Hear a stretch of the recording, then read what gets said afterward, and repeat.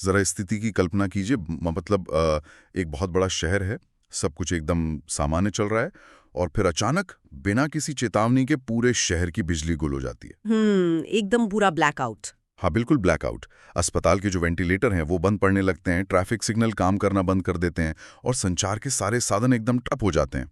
और हैरानी की बात यह है कि कोई बम नहीं गिरा, कोई भौतिक हमला नहीं हुआ। बस दुनिया के किसी कोने में बैठे एक इंसान ने अपने कंप्यूटर पर कोड की कुछ लाइनें लिखी और एंटर दबा दिया। एग्जैक्टली। और पता है, ये कोई साइंस फिक्शन फिल्म की कहानी नहीं है। ऐसी घटनाएं असल दुनिया में हो चुकी हैं। मतलब हैकर्स ने पूरे के पूरे पावर ग्रिड को निशाना बनाया है। बाप रे। हाँ, क्योंकि भौतिक दुनिया में जब हम सुरक्षा की बात करते हैं ना, तो हम लोहे के दरवाजों या कंक्रीट की दीवारों और सीसीटीवी कैमरों के बारे में सोचते हैं। हम देख सकते हैं कि खतरा कहाँ से आ रहा है। सही बात है। लेकिन आज हमारी दुनिया, हमारी अर्थव्यवस्था, मतलब हमारी पूरी जिंदगी ही फाइबर ऑप्टिक केबल्स और वायरलेस सिग्नल्स के जरिए चल रही है। बिल्कुल। बैंक खाते से लेकर मेडिकल रिकॉर्ड्स और यहाँ तक कि राष्ट्रीय सुरक्षा के राज सब कुछ सर्वर पर है। और यहीं पर वो पुरानी ठोस सुरक्षा वाली जो परिभाषा है वो पूरी तरह से चरमरा जाती है। इसीलिए आज हम the CIA triad and digital threat landscape से जुड़े अहम दस्तावेजों और स्रोतों पर अपना एक गहन विश्लेषण कर रहे हैं। तो चलिए इसे थोड़ा और गहराई से समझते हैं, क्योंकि ये समझना बहुत ज़रूरी है कि आज के इस अदृश्य डिजिटल युद्ध में डेटा की हिफाजत कैसे होती है और हमलावर उन सुरक्षा दीवारों को कैसे तोड़ते हैं। बिल्कुल। और यहाँ सबसे बड़ी गलतफहमी ये है कि हैकिंग रातों रात या कुछ सेकंड में कीबोर्ड पर उंगलियां चलाकर हो जाती है, जैसा अक्सर फिल्मों में दिखाते हैं ना। हाँ, वो काले हुडी में बैठा हुआ इंसान जो फटाफट टाइप कर रहा है। एग्जैक्टली। हकीकत में ये एक बेहद खामोश और रणनीतिक युद्ध है। मतलब एक तरफ सुरक्षा विशेषज्ञ हैं जो सिस्टम को अभेद्य बनाने में लगे हैं, और दूसरी तरफ वो लोग हैं जो उस सिस्टम में एक छोटी सी दरार ढूंढने के लिए महीनों इंतजार करते हैं। महीनों तक सिर्फ एक दरार के लिए। हाँ, इस लड़ाई में कोई आवाज नहीं होती, लेकिन जब एक हमला सफल होता है ना, तो जो नुकसान होता है वो अरबों डॉलर का होता है। तो इस खामोश युद्ध को समझने के लिए सबसे पहले यह समझना होगा कि बचाव किस चीज का किया जा रहा है। हमारे सूत्रों में बार बार एक मूलभूत सिद्धांत का जिक्र आता है जिसे CIA ट्रायड कहा जाता है। राइट। और ये वो अमेरिका वाली जासूसी एजेंसी CIA नहीं है। हाँ, बिल्कुल नहीं। ये साइबर सुरक्षा के 3 मुख्य स्तंभों का एक संक्षिप्त रूप है। कॉन्फिडेंशियलिटी यानी गोपनीयता, इंटेग्रिटी मतलब अखंडता, और अवेलेबिलिटी यानी उपलब्धता। सही कहा आपने। दुनिया का कोई भी डिजिटल सुरक्षा तंत्र इन्हीं 3 स्तंभों पर टिका होता है। अगर इनमें से एक भी स्तंभ गिर जाए तो पूरी सुरक्षा ताश के पत्तों की तरह ढह जाती है। अच्छा, इसे समझने के लिए एक हाई सिक्योरिटी बैंक वॉल्ट या तिजोरी का उदाहरण लेते हैं। जो कॉन्फिडेंशियलिटी है यानी गोपनीयता, उसका सीधा सा मतलब है उस तिजोरी का ताला। मतलब कोई अनजान अंदर ना आ सके। बिल्कुल। अगर किसी के मेडिकल रिकॉर्ड्स या बैंक के पासवर्ड इंटरनेट पर मौजूद हैं, तो ये सुनिश्चित करना जरूरी है कि सिर्फ अधिकृत व्यक्ति ही उन्हें देख सके। डेटा को एन्क्रिप्ट किया जाता है, यानी उसे ऐसे गुप्त कोड में बदल दिया जाता है जिसे सिर्फ सही चाबी से खोला जा सके। और यहीं पर दूसरा स्तंभ इंटेग्रिटी या अखंडता तस्वीर में आता है। गोपनीयता का मतलब है डेटा को छिपाना, लेकिन अखंडता का मतलब है डेटा की शुद्धता बनाए रखना। हाँ, मतलब अगर बैंक की तिजोरी में असली नोट रखे हैं तो कोई चोर चुपके से असली नोट निकालकर उनकी जगह नकली नोट न रख सके। एग्जैक्टली। डिजिटल दुनिया में मान लीजिए किसी ने ऑनलाइन अपने दोस्त को 10,000 रुपए भेजे। नेटवर्क से गुजरते समय अगर कोई हैकर उस रकम को चुपके से बदलकर 1 लाख कर दे तो क्या होगा? तो बहुत बड़ा नुकसान हो जाएगा। बिल्कुल। डेटा को रास्ते में कोई बदल ना सके, उसके साथ कोई छेड़छाड़ ना हो, ये सुनिश्चित करना ही इंटेग्रिटी है। और इन दोनों के बाद आता है तीसरा स्तंभ, जो मुझे लगता है अक्सर सबसे कम आंका जाता है, अवेलेबिलिटी या उपलब्धता। बहुत जरूरी है ये भी। अगर इसे उसी तिजोरी वाले उदाहरण से समझें तो इसका मतलब है कि जब तिजोरी के मालिक को अपने पैसे निकालने हो तो बैंक का दरवाजा खुला होना चाहिए, सर्वर काम कर रहा होना चाहिए। राइट। अगर डेटा पूरी तरह गोपनीय है, उसके साथ कोई छेड़छाड़ भी नहीं हुई है, लेकिन जब जरूरत पड़ी तो वेबसाइट क्रैश हो गई, तो उस सुरक्षा का क्या फायदा? बिल्कुल। तो इस सब का असल मतलब क्या है? मतलब हैकर्स के नजरिए से ये ट्रायड कैसे काम करता है? यहाँ जो सबसे दिलचस्प बात है वो ये है कि इन 3 स्तंभों के बीच एक परफेक्ट संतुलन बनाना लगभग नामुमकिन है। अच्छा, ऐसा क्यों? क्योंकि एक सिस्टम को इतना गोपनीय और सुरक्षित बनाया जा सकता है कि उसमें घुसना असंभव हो जाए, लेकिन तब अधिकृत यूजर्स के लिए भी अपना ही डेटा इस्तेमाल करना सिरदर्द बन जाएगा। हर बार 10 तरह के पासवर्ड और वेरिफिकेशन देने पड़ेंगे। हाँ, समझ गया। यानी अत्यधिक सुरक्षा से जो उपलब्धता है वो कम हो जाती है। बिल्कुल। हैकर्स को पूरा सिस्टम तबाह करने की जरूरत नहीं होती, उन्हें बस इस ट्रायड में से किसी एक कमजोर कड़ी को खोजना होता है। और इस ट्रायड को तोड़ने के लिए हैकर्स अपना सबसे खतरनाक हथियार इस्तेमाल करते हैं, मैलवेयर, यानी मैलिशियस सॉफ्टवेयर या हानिकारक प्रोग्राम। हमारे स्रोतों में मैलवेयर के पूरे एक शस्त्रागार का जिक्र है, जिसमें सबसे आम नाम है वायरस। असल में मैलवेयर एक व्यापक शब्द है जिसके अंदर कई तरह के डिजिटल हथियार आते हैं। वायरस बिल्कुल एक जैविक वायरस की तरह काम करता है। फाइल को खोला जाता है तब वो सिस्टम को नुकसान पहुंचाना शुरू कर देता है। इसके बाद एक बहुत ही दिलचस्प नाम आता है, ट्रोजन हॉर्स। मैंने पढ़ा था कि ये नाम ग्रीक इतिहास से लिया गया है। हाँ, वो ट्रॉय शहर वाला किस्सा। एग्जैक्टली। ट्रॉय शहर के युद्ध में जब दुश्मन शहर की ऊंची दीवारें नहीं तोड़ पाए तो उन्होंने एक विशाल लकड़ी का घोड़ा बनाया और उसे उपहार के तौर पर शहर के बाहर छोड़ दिया। और शहर के लोगों ने उसे खुशी खुशी अंदर ले लिया। बिल्कुल। लेकिन रात में उस घोड़े के अंदर से दुश्मन सैनिक निकले और उन्होंने दरवाजे खोल दिए। और डिजिटल ट्रोजन हॉर्स भी ठीक इसी तरह काम करता है। ये मालवेयर खुद को एक बहुत ही यूजफुल सॉफ्टवेयर किसी गेम या किसी पीडीएफ फाइल के रूप में पेश करता है। तो लोगों को लगता है कि वो कुछ काम की चीज डाउनलोड कर रहे हैं। हाँ, यूजर्स को लगता है कि वो एक सेफ प्रोग्राम डाउनलोड कर रहे हैं, लेकिन जैसे ही उसे इंस्टॉल किया जाता है, वो पीछे के दरवाजे से, जिसे बैकडोर कहते हैं, हैकर्स को सिस्टम में घुसने का रास्ता दे देता है। बाप रे। और आज के समय में जो मालवेयर सबसे ज्यादा तबाही मचा रहा है वो है रैंसमवेयर। ये सिस्टम को सिर्फ नुकसान नहीं पहुंचाता बल्कि उसे बंधक बना लेता है। ये सच में आजकल बहुत आम हो गया है। रैंसमवेयर सिस्टम में घुसकर सारे डेटा को इनक्रिप्ट कर देता है, यानी उस पर एक जटिल गणितीय ताला लगा देता है। और फिर स्क्रीन पर मैसेज आता है कि अगर डेटा वापस चाहिए तो क्रिप्टो करेंसी में लाखों की फिरौती दो। रैंसमवेयर इतना खतरनाक इसलिए है क्योंकि इसके पीछे की एन्क्रिप्शन तकनीक बहुत मजबूत होती है। डेटा वहीं आपके कंप्यूटर में मौजूद होता है, लेकिन वो एक ऐसी पहेली बन जाता है जिसे बिना उस खास डिक्रिप्शन की के सुलझाना असंभव है। और वो चाबी सिर्फ हैकर के पास होती है। बिल्कुल। कई बड़े अस्पतालों और नगर निगमों का पूरा कामकाज इस रैंसमवेयर के कारण हफ्तों तक ठप रहा है। ये सच में भयानक है। और स्रोतों में एक स्पाईवेयर का भी जिक्र है। हाँ, स्पाईवेयर वो चुपचाप कंप्यूटर में बैठकर कीबोर्ड पर टाइप किए गए हर बटन को रिकॉर्ड करता है, जिन्हें कीस्ट्रोक्स कहते हैं, ताकि पासवर्ड और बैंक डिटेल्स चुराई जा सकें। लेकिन इन सब में एक मालवेयर ऐसा है जो मुझे थोड़ा अलग लगता है, वर्म्स।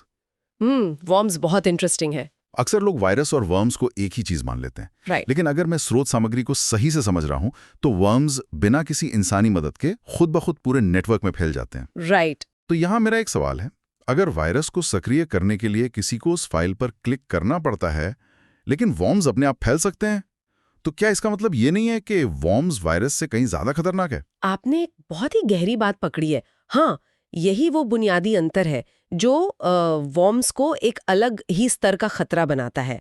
वायरस एक तरह से कमजोर होता है क्योंकि उसे इंसान की गलती का इंतजार करना पड़ता है। मतलब जब तक कोई गलती ना करें, वो ईमेल अटैचमेंट ना खोलें, वायरस कुछ नहीं बिगाड़ सकता। एग्जैक्टली। वायरस सोया रहता है। लेकिन वर्म्स के मामले में ऐसा नहीं है। तो वर्म्स करते क्या हैं? वर्म्स नेटवर्क और ऑपरेटिंग सिस्टम की उन तकनीकी खामियों को ढूंढते हैं जिन्हें पैच या अपडेट नहीं किया गया है। एक बार जब कोई वर्म किसी नेटवर्क के एक कंप्यूटर में घुल जाता है ना, तो वो चुपचाप नेटवर्क से जुड़े बाकी सभी कंप्यूटर्स को स्कैन करता है। अच्छा, खुद ही? हाँ, उनकी कमजोरियों को पहचानता है और खुद की कॉपी बनाकर उनमें भी घुस जाता है। ये बिना किसी क्लिक के जंगल की आग की तरह पूरी दुनिया के सिस्टम्स में फैल सकता है। यह सच में डरावना है कि मशीनें खुद ही एक दूसरे को इतनी तेजी से संक्रमित कर सकती हैं। लेकिन चलिए मान लेते हैं कि किसी बड़ी कंपनी ने अपने सुरक्षा तंत्र पर करोड़ों रुपए खर्च कर दिए हैं। उनका फायरवॉल बेहतरीन है, एंटीवायरस सबसे अपडेटेड है और कोई भी मालवेयर उनके सिस्टम की कोडिंग को भेद नहीं पा रहा है। तो क्या तब हैकर्स हार मान लेते हैं? हरगिज़ नहीं, वो कभी हार नहीं मानते। तो फिर वो क्या करते हैं? जब सिस्टम की दीवारें इतनी ऊंची हो जाती हैं कि उन्हें फांदना तकनीकी रूप से बहुत मुश्किल या महंगा हो जाता है, तब हमलावर अपना रास्ता बदल लेते हैं। वे मशीन को हैक करने के बजाय उस सिस्टम की सबसे कमजोर कड़ी को हैक करते हैं। और यहाँ बात सच में बहुत दिलचस्प हो जाती है, क्योंकि वो सबसे कमजोर कड़ी कोई सॉफ्टवेयर नहीं बल्कि हम इंसान हैं। बिल्कुल। जब हैकर्स तकनीकी कमजोरी के बजाय इंसानी मनोविज्ञान का फायदा उठाते हैं तो उसे सोशल इंजीनियरिंग कहा जाता है। इससे ऐसे समझिए कि सोशल इंजीनियरिंग कंप्यूटर को धोखा देना नहीं है, बल्कि कंप्यूटर को चलाने वाले इंसान को धोखा देना है। इस पूरी प्रक्रिया को ना पिशाच या वैम्पायर की लोक कथाओं से बहुत अच्छे से समझा जा सकता है। अच्छा, वो कैसे? पुरानी कहानियों में कहा जाता है कि एक वैम्पायर कितना भी ताकतवर क्यों न हो, वो किसी के घर में तब तक प्रवेश नहीं कर सकता जब तक कि घर का मालिक खुद उसे अंदर आने का निमंत्रण न दे। बहुत सही तुलना है ये। वैम्पायर दरवाजे पे खड़ा रहकर तरह तरह की बातें बना सकता है, मीठी बातें कर सकता है, लेकिन अंदर आने के लिए उसे निमंत्रण चाहिए ही चाहिए। सोशल इंजीनियरिंग बिल्कुल वैसी ही है। हैकर का खतरनाक मालवेयर सिस्टम के बाहर खड़ा है, लेकिन वो तब तक कुछ नहीं कर सकता जब तक कि इंसान खुद उसे पासवर्ड ना दे दे या किसी फर्जी लिंक पर क्लिक करके दरवाजा न खोल दे। ये तुलना स्थिति को बहुत स्पष्ट कर देती है। सोशल इंजीनियरिंग में हैकर्स डर, लालच या किसी की मदद करने की जो इंसानी फितरत है ना, उसका बेजा इस्तेमाल करते हैं। इसका सबसे आम तरीका है फिशिंग। हाँ, फिशिंग। इसमें लोगों के पास एक ऐसा ईमेल आता है जो हूबहू उनके बैंक या किसी जानी मानी कंपनी जैसा दिखता है। उसी तरह का लोगो, वैसी ही भाषा, और उसमें हमेशा एक अर्जेंसी होती है। बिल्कुल। ईमेल में चेतावनी दी जाती है कि आपका खाता खतरे में है। 24 घंटे के अंदर इस लिंक पर क्लिक करके पासवर्ड बदलें, वरना खाता हमेशा के लिए बंद हो जाएगा। और इंसान घबराहट में उस लिंक पर क्लिक कर देता है। वो लिंक एक फर्जी वेबसाइट पर ले जाता है जो दिखने में असली जैसी होती है, और जैसे ही वहां यूजर नेम और पासवर्ड डाला जाता है, वो सीधी जानकारी हैकर्स के सर्वर तक पहुंच जाती है। और अगर यही धोखाधड़ी फोन कॉल के जरिए की जाए तो उसे विशिंग यानी वॉइस फिशिंग कहते हैं। हाँ, इसमें कोई इंसान फर्जी बैंक कर्मचारी बनकर कॉल करता है और लोगों को डराता है कि आपका क्रेडिट कार्ड ब्लॉक हो गया है, और बातों में फंसाकर फोन पर आया ओटीपी मांग लेता है।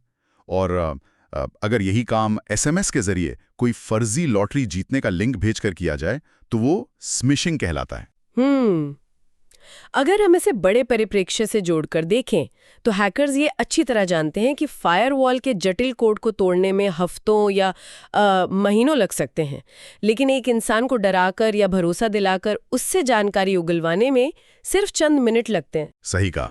ये तकनीकी विफलता नहीं है, ये पूरी तरह से एक मनोवैज्ञानिक चाल है। लेकिन जरा सोचिए, अगर लोग बहुत ज्यादा सतर्क हो जाएं, मतलब कोई भी फिशिंग ईमेल पर क्लिक ना करे, कोई किसी को फोन पर ओटीपी ना बताए, इंसान सतर्क है और मशीन सुरक्षित है, तब भी क्या हैकर्स के पास कोई रास्ता बचता है? बिल्कुल बचता है। अच्छा। हाँ, हमारे स्रोत बताते हैं कि ऐसे में हमलावर सीधे उस नेटवर्क पर हमला करते हैं जिस रास्ते से डेटा गुजर रहा होता है। मतलब जब कंप्यूटर और इंसान दोनों सुरक्षित होते हैं तब नेटवर्क आधारित हमले शुरू होते हैं। एग्जैक्टली। इनमें सबसे प्रमुख है DDoS अटैक, यानी डिस्ट्रीब्यूटेड डिनायल ऑफ सर्विस। इस DDoS अटैक को एक सीधी सी उपमा से समझा जा सकता है। मान लीजिए एक असली एम्बुलेंस है जिसे एक मरीज को लेकर जल्द से जल्द अस्पताल पहुंचना है। यहाँ एम्बुलेंस असली यूजर है और अस्पताल वो वेबसाइट है जहां यूजर को जाना है। अब हमलावर क्या करते हैं? वे जानबूझकर उस सड़क पर हजारों फर्जी गाड़ियां भेज देते हैं। सड़क पर इतना भयंकर ट्रैफिक जैम लग जाता है कि वो असली एम्बुलेंस चाहकर भी अस्पताल तक पहुंच ही नहीं पाती। तकनीकी भाषा में बात करें तो हैकर्स कई सारे संक्रमित कंप्यूटरों का, जिन्हें बॉटनेट कहा जाता है, उनका इस्तेमाल करके किसी वेबसाइट या सर्वर पर एक ही समय में लाखों फर्जी रिक्वेस्ट भेज देते हैं। और सर्वर इतने सारे अनुरोधों को संभाल नहीं पाता। बिल्कुल, और वो क्रैश हो जाता है। यानी DDoS का मकसद डेटा चुराना नहीं है, बल्कि सिस्टम को ठप करना है। ये CIO ट्राइड के तीसरे स्तंभ उपलब्धता पर सीधा हमला है। वहीं दूसरी ओर एक और नेटवर्क हमला होता है जिसे मैन इन द मिडल या MITM अटैक कहते हैं।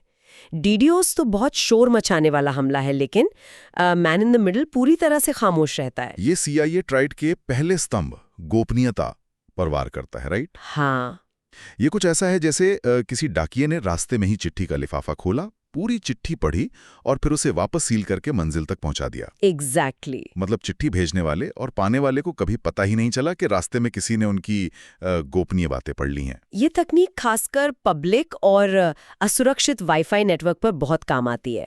हैकर यूजर और असली वेबसाइट के बीच के डिजिटल कनेक्शन को इंटरसेप्ट कर लेता है। तो लोगों को लगता है कि वे सीधे बैंक से जुड़ रहे हैं। हाँ, लेकिन उनका डेटा पहले हैकर के सर्वर से होकर गुजर रहा होता है। बाप रे!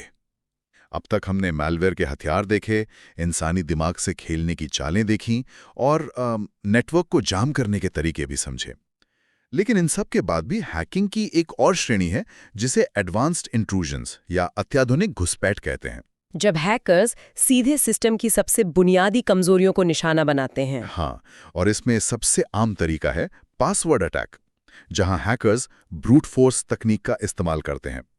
Brute force. इसका मतलब है कि अगर ताले की चाबी नहीं मिल रही तो सॉफ्टवेयर की मदद से 1 सेकंड में लाखों करोड़ों अलग-अलग पासवर्ड कॉम्बिनेशन लगाकर देखे जाते हैं, जब तक कि सही पासवर्ड ना मिल जाए। बिल्कुल। लेकिन जो तकनीक मुझे सबसे ज्यादा हैरान करती है वो है एसक्यूएल इंजेक्शन।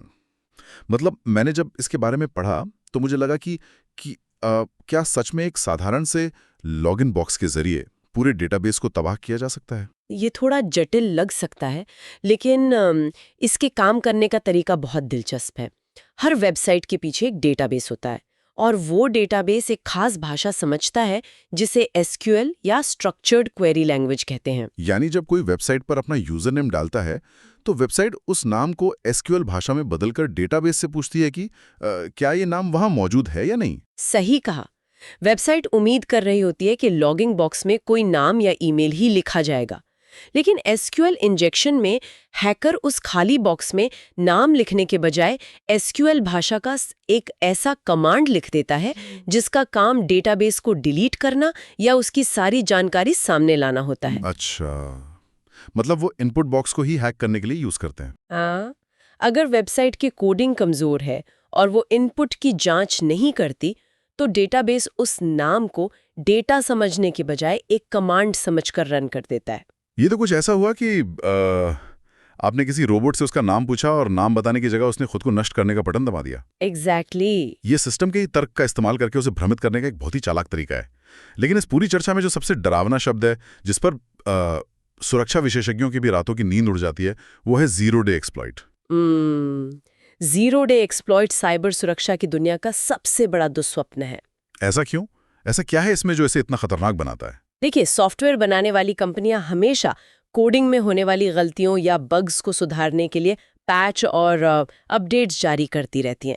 लेकिन जीरो डे एक्सप्लॉइट सॉफ्टवेयर की एक ऐसी भयानक खामी होती है जिसके बारे में उस सॉफ्टवेयर को बनाने वाली कंपनी को भी पता नहीं होता। महत्वपूर्ण सवाल उठता है, कोई उस चीज से कैसे बचाव कर सकता है जिसके अस्तित्व के बारे में ही किसी को न पता हो? ये तो नामुमकिन सा लगता है। जिस दिन हैकर उस कमजोरी का फायदा उठाकर हमला करता है वो दिन जीरो डे या 0 दिन कहलाता है, क्योंकि कंपनी के पास उस हमले को रोकने के लिए 0 दिन का समय होता है। एग्जैक्टली। उन्हें हमले के बाद पता चलता है कि उनके सिस्टम में इतना बड़ा छेद था। ऐसे एक्सप्लॉइट्स डार्क वेब पर लाखों डॉलर में बिकते हैं। ये सच में रोंगटे खड़े कर देने वाला है। तो अगर हम इस पूरे गहन विश्लेषण को एक जगह समेटें तो एक बात बिल्कुल शीशे की तरह साफ हो जाती है। वो क्या? कि केवल करोड़ों का बजट, महंगे एंटीवायरस और आधुनिक फायरवॉल लगा लेना ही काफी नहीं है।